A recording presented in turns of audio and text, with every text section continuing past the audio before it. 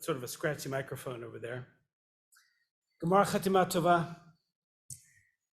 Sometimes I feel like our ancient rabbis were so far ahead of their time that we have to run to catch up with them. For example, in the 3rd or 4th century, Rabbi Simon commented that when God was about to create humankind, the very first Adam and Eve, the ministering angels split into contending groups. Some of them said, "Let humanity be created." Others said, "Let humanity not be created." Compassion, Chesed, said, "Let humanity be created because humans will do compassionate deeds."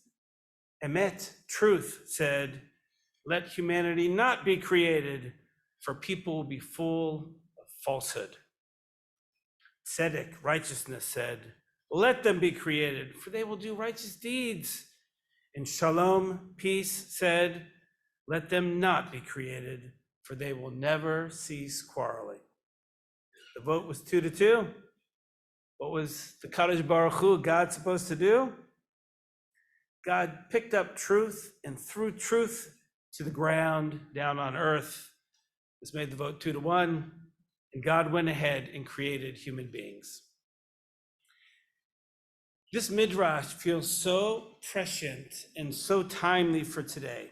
We can just imagine God and that crack team of designers and engineers up there doing work on this prototype for the human, the new technological wonder called authentic intelligence, the Adam AI. I think the company that they worked for was something called ChatGOD or something like that. Anyway, they had to consider all the positives and all the negatives of this new world-changing technology. The consequences of creating or of not creating the human were pretty much the future of everything. But they all knew that once that Adam AI was released online, there was no going back. I'm sure you've all heard about what's going on in our technological world, that humanity today is itself racing towards the creation of an artificial intelligence, AI, a machine that can learn from experience, adjust to new information, and likely perform human-like tasks. We've all experienced the rudimentary beginnings of this reality that is fast approaching, not always for the best. I recently found myself arguing with the voice on my Google Maps, who insisted that I was definitely on the shortest route to somewhere, which I was late to, and which clearly was an absolutely ridiculous way to get there, full of left turns on busy roads when there was a stoplight, just if I'd gone 1 block further. And here I am. Why would you send me this way? But that's not nearly as bad, of course, as trying to get someone on the phone, on one of those phone systems, to let you speak with an actual human being, because no, my question is not on the menu of the 9 choices you just made me listen to. And no, I do not want to hear them again, but I do need you to let me speak with a person now. My poor friend Tzachi, who has the worst thickest Israeli accent you ever heard in your life, has absolutely given up on trying to speak with those voice recognition systems. Sometimes you need to. And now that his kids are off in college, out of the house, and he can't hand them the phone any longer, he has to give it to his wife, Corinne. But the problem is she's was born in France originally, and they can't understand her either. I don't know how they manage. But all of that kind of technology is actually AI's infant stage. It's not even AI, really. The aspiration is that AI will not only learn and process vast quantities of knowledge on its own, it will think for itself, perhaps even be on some level conscious. And just like Rabbi Simon suggests, there are many voices in favor of this AI technology and many voices strongly opposed to this technology. Both the proponents and the opponents of AI seem to agree about one thing, that the impact of AI for planet Earth will be about as great as, if not greater than, the impact of humanity and human history for planet Earth. We are apparently quickly approaching a critically decisive moment. Positive potential of AI is almost beyond imagination. These machines are trained using language, basically reading every single book, journal, article, poem, website ever written in every field of knowledge there is, in every genre of literature there is, in every language that there is. Their data capacity is immense, and the speed with which they can process that data is unfathomable to us. And they have perfect and immediate recall of everything. Not that any of us struggle in that department. Let's call it their brain power. Their brain power can be used to diagnose diseases. Already they're showing better results than most doctors. They will be able to design the manufacture of medicines and vaccines, new materials for any imaginable purpose in industry, leap us forward in managing and creating new transportation systems, energy systems, financial systems, in weather prediction. They'll improve education, and I'm hesitant to say, God knows what else beyond our human ability to contemplate or to ever know or pretend or hope to understand, which already suggests some of the dangers of AI, which are not beyond imagination, but they are almost too frightening to imagine. Such superintelligence could, as I just said, enter fields of knowledge and production of materials that are beyond our human awareness, and we may have no way to understand their uses or purposes, and no way to determine whether they are benign or malicious, or whether the AI will use them to benefit the world or for our detriment. Less dramatic perhaps, but I think really important as well, is the impact of this on authenticity. Now, I could have had a chat GBT. I could have just said to it, please write a high holiday sermon about AI that's appropriate for Yom Kippur, and it would have spit it out within a couple of minutes. You may not have even known if I had done that. Maybe I did it. I'm sending currently one kid off to college at the moment, and he could use ChatGPT to write all his papers, but he would not be getting the education that I'm paying so much money for, that we hope and know and value as being so essential to developing the kind of people that we want to be. How would you like to get a love letter that was written not by the beloved person you're falling in love with, but by an AI wrote it for you? Just the impacts on authenticity are quite frightening. And once an AI achieves consciousness, its thoughts will be inscrutable. If you ever saw the movie 2001: A Space Odyssey and didn't fall asleep until the end, the AI, whose name was Hal in that movie, decides that the mission for which it was tasked will be more successful without the humans potentially interfering. So it tries to kill them off. With the capacities that AI will have, we will likely not figure out what it is up to until it is too late for us to do anything about it. Today's AI designers say that AI machines that we've already developed are thinking at speeds and in categories according to algorithms that no human can fathom. That's already happening. When there are many AIs, they'll be able to communicate with one another as if by telepathy, everywhere simultaneously in a code language that no human can understand. We can't afford to just hope that they stay on our side. But yet we don't know how to guarantee either that they will stay on our side. An AI's ability to manipulate humanity for its own purposes would be immense. For example, AIs could use deep fakes of videos and voice emulation to trick us into thinking reality is what they say reality is. Our society, as we know, is already reeling from fake news and manipulative social media posts, and those are mostly human-made. An AI would be far more proficient and ubiquitous and clever. We will never know what is really real and what is the AI version of real. But the biggest fear, I think, is that we humans are the ones creating the AI, making it in our image, so to speak. AI research already shows that computers perpetuate the biases of its programmers. So just think of all the psychological aspects of the human mind and the human personality that leads in humans to behavior problems, from cognitive dissonance to hypocrisy and self-delusion, from passive-aggressive to narcissism. What will the AIs inherit from us?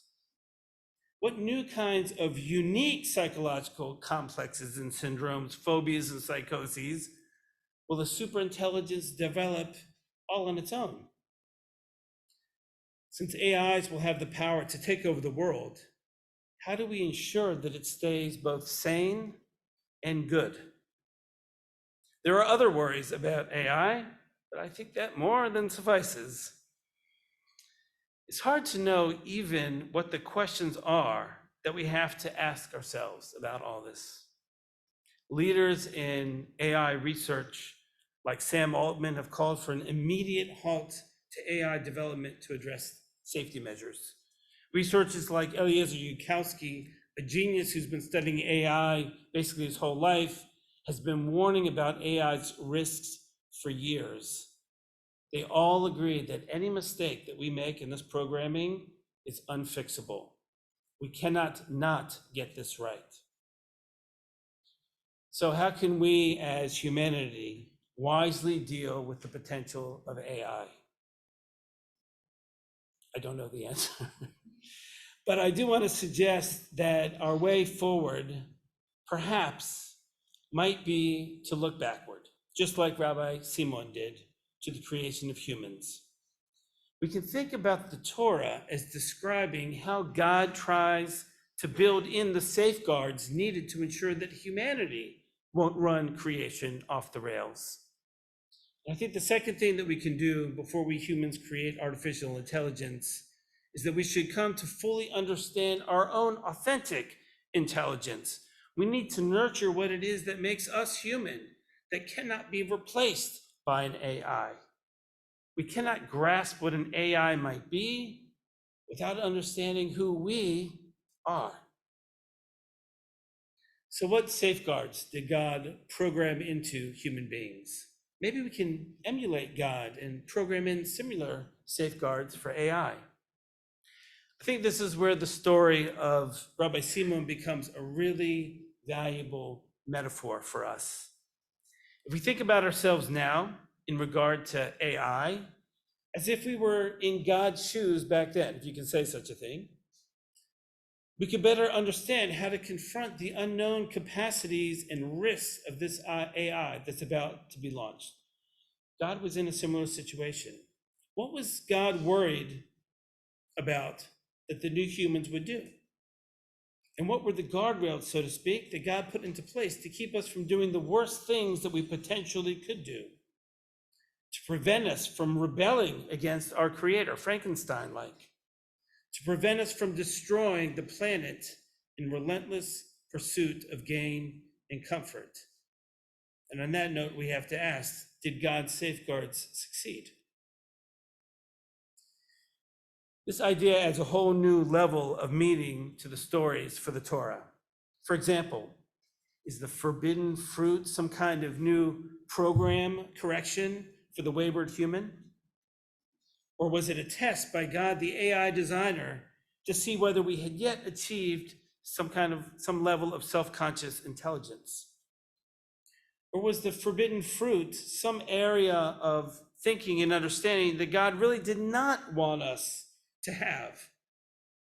But if so, let's note that God seems to have had a corrective at the ready the ability to execute that corrective. Exile from a certain place and sealing off Eden, a place which remains God's exclusive domain. We do something similar against an AI. Moreover, Adam and Eve, the humans at that point, then needed to become self-sustaining in two ways. Working for their food, in other words, developing their own sources of energy. And number two, reproducing, which in the story also suggests that they age and die as individuals as well. Was the flood story and the Noahide laws that followed an attempt to wipe out the danger altogether and then reboot the entire enterprise with a new set of rules? Is the giving of the Torah itself meant as a kind of program update, a patch for us as an experiment gone out of control? Are the mitzvot a new set of protocols for salvaging this enterprise of humanity, a rewriting of the human programming code? Which of these kinds of protections could humans put into AIs? Punitive correctives at the ready, methods for reprogramming once it goes online, a way to destroy it if need be. This also needs exhaustive study, but I think we can identify several aspects of humanity's design, natural parts of ourselves, that seem to point to God's efforts to keep us in check. The guardrails that today's AI researchers say are crucial to establish and to build into the AIs before going any further in their development. Our natural sense of reverence and awe, which is key for both humility and respect for God's authority. Free will, on the one hand, that we have, but also expectations and responsibility on the other. We still haven't figured out if it's all up to us or if we have a destiny that's going to play out despite our actions. We inhabit a mortal body, and yet we also sense we possess a spirit. We have the instinct to procreate and to love, to fear. We have a sense of honor, a sense of shame, capacity for holiness, empathy. God made the purpose of our existence a mystery, which very cleverly keeps us busy searching for it while simultaneously preventing us from rebelling against it. Just as God set limits and controls on humans, developers of AI sure better set controls and limits. We humans will need to campaign strongly, likely in this year, that they do so. But I think the most important thing for us to realize today, on Yom Kippur in particular, is the second thing that we have to do as humans before we create artificial intelligence. Seen in light of this discussion, it seems like Yom Kippur actually is designed as an annual programming corrective to make us humans return to our core essence, to help us understand better our own authentic intelligence. Yom Kippur is a great indicator of what makes us truly human, what it is about our humanity that we can and must nurture, that which cannot be replaced by AI. On Yom Kippur today, we dwell in our awareness of having a lev basar, a human heart. What does our human heart really care about? What is truly important to us? What has lasting value in our lives? We stand before God, our Creator, on Yom Kippur, knowing that God is Goleh Amukot and Choker Klayot, revealer of depths and reader of all our hidden truths. We admit that we have done wrong, that everything matters and counts, that nothing we do is inconsequential, nothing unnoticed, nothing without value. We read earlier this morning God, you know the mysteries of the universe, the deepest secrets of every single one of us alive. You probe our innermost depths.